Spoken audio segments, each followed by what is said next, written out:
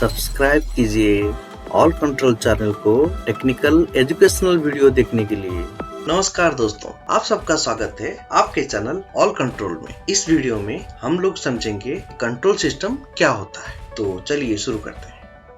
पहले हम समझेंगे कंट्रोल सिस्टम का डेफिनेशन क्या होता है। एक control system manages, commands, directs और regulates the behaviour of other devices और सिस्टम्स यूजिंग कंट्रोल लूप्स। इसका मतलब ये होता है कंट्रोल सिस्टम कंट्रोल लूप को यूज करके उसको कमांड्स और डायरेक्शन, दूसरा सिस्टम का बिहेवियर और उसको रेगुलेट करता है। इस टोटल सिस्टम को हम लोग कंट्रोल सिस्टम कहते हैं। इस फोटो में हमने आपको एक कंट्रोल सिस्टम का पिक्चरल व्यू दिखाने का कोशिश किया है। यहाँ पे देखिए, एक बर्नर है, यहाँ पे कंट्रोल वाल्व है, ये एक ट्रांसमीटर है, यहाँ पे कंट्रोलर है। हम लोग इस ट्रांसमीटर का फीडबैक लेके ये कंट्रोल वाल्व को ऑपरेट करते हैं। जितना हमको डिजायर्ड वैल्यू की यह जरूरत है, मतलब हम यहाँ सेट पॉइंट देके कंट्रोल वाल्व को ऑपरेट करते हैं। जितना अमाउंट ऑफ सी हमको इस चेंबर में भेजना रहता है, ये टोटल सिस्टम को हम कंट्रोल सिस्टम कहते हैं। इस तरह कंट्रोल सिस्टम को यूज करके हम कोई भी सिस्टम को रेगुलेट और उसको बिहेवियर को कंट्रोल कर सकते हैं। तो आप लोग यहाँ तक समझ गए कि कंट्रोल सिस्टम कैसे काम करता है। आगे बढ़ते हैं। इसका ओवरव्यू क्या है। कोई भी इंडस्ट्रीज में कितने टाइप का कंट्रोल सिस्टम हम लोग यूज करते हैं, यहाँ पे हमने आपको शो किया है। एक होता है इंडस्ट्रियल कंट्रोल सिस्टम, जिसको ICS कहा जाता है। एक होता है SCADA, जो supervisor control and data acquisition, और एक होता है DCS, डिस्ट्रीब्यूटेड कंट्रोल सिस्टम्स। ये तीन टाइप का कंट्रोल सिस्टम यूज करके हम कोई भी इंडस्ट्रीज का ऑटोमेशन के लिए यूज करते हैं। कौन सा इंडस्ट्रीज में हम लोग ऑटोमेशन यूज करते हैं यूजिंग कंट्रोल सिस्टम, यहाँ पे हमने कुछ एग्जांपल आपको शो किया है। जैसे agriculture industries, chemical plants, pulp and paper mills, quality control industries, boiler control and power plant, nuclear power plants, environmental control, water treatment plants, sewage treatment plants, food and food processing plants, metals and mines, pharmaceutical manufacturing, sugar refining plants। इस तरह का अलग अलग plants और refinery या process industries में हम लोग ये तीन टाइप का कंट्रोल सिस्टम यूज करके उसका ऑटोमेशन के लिए यूज करते हैं। तो आप लोग समझ गए हम लोग कंट्रोल सिस्टम कहाँ यूज करते हैं और कैसे टाइप का यूज करते हैं। तो अभी आगे बढ़ते हैं। यहाँ पे हम लोग देखेंगे कितने टाइप्स के कंट्रोल सिस्टम्स होते हैं। एक होता है ओपन लूप कंट्रोल सिस्टम और दूसरा होता है क्लोज लूप कंट्रोल सिस्टम। तो हम ओपन लूप कंट्रोल सिस्टम को फीड फॉरवर्ड कंट्रोल सिस्टम्स भी कहा जाता है। तो इसका डेफिनेशन हम समझते हैं। In open loop control, the control action from the controller is independent of the process output or control process variables। इसका मतलब ये होता है जो हम कंट्रोलर को इनपुट देते हैं वो प्रोसेस वेरिएबल से इंडिपेंडेंट होता है।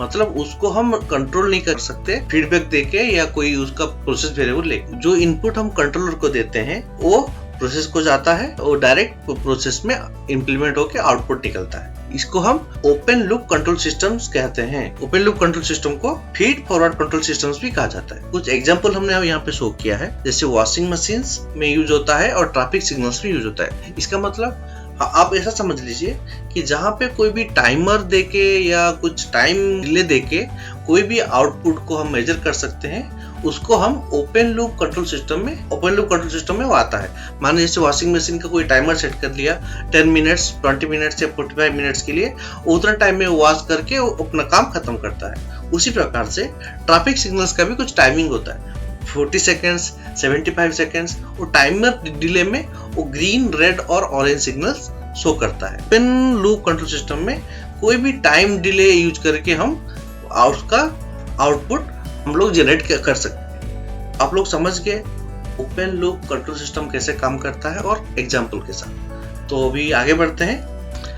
अभी यहाँ पे हम समझेंगे क्लोज लूप कंट्रोल सिस्टम क्या होता है। क्लोज लूप कंट्रोल सिस्टम को फीडबैक कंट्रोल सिस्टम्स भी कहा जाता है। इसका डेफिनेशन समझते हैं। In close loop control, the control action from the controller is independent on the process output. इसका मतलब ये होता है जो प्रोसेस आउटपुट निकलता है वो कंट्रोलर से चेंज भी कर सकते हैं, अपने हिसाब से कंट्रोल भी कर सकते हैं।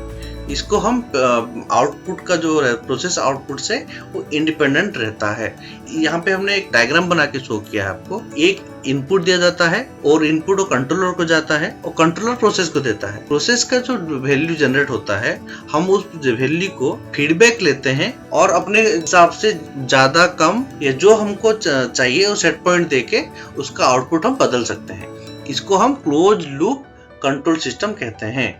इसका एग्जाम्पल हमने यहाँ पे दिखाया है। जैसे हमने पहले भी डिस्कस किया था। मान लो कोई वाल्व को हमको ऑपरेट करना है, उसको कितना परसेंटेज ओपन करना है और कितना परसेंटेज या बंद करना है वो हम एक ट्रांसमीटर का फीडबैक कंट्रोलर को लेके उसके हिसाब से वाल्व को ऑपरेट कर सकते हैं। ये जो वैल्यू हम ऑटोमेटिक भी करा सकते हैं या इसको सेट पॉइंट देके भी चेंज कर सकते हैं। इस तरह क्लोज लूप कंट्रोल सिस्टम काम करता है। तो आप लोग समझ गए क्लोज लूप सिस्टम कैसे काम करता है। तो आगे बढ़ते हैं। यहाँ पे हम एक इंडस्ट्रियल प्रोसेस कंट्रोल लूप का एग्जाम्पल आपको शो किया।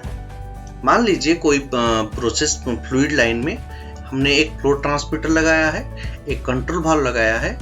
उसको हम किस तरह से कंट्रोल करते हैं आपको एग्जाम्पल की तरह पे दिखाया है। मान लीजिए ये फ्लो ट्रांसमीटर है, इसका जो वैल्यू हम फीडबैक लेते हैं उसको हम प्रोसेस वैल्यू बोलते हैं, जो कि कंट्रोलर को फीडबैक जाता है।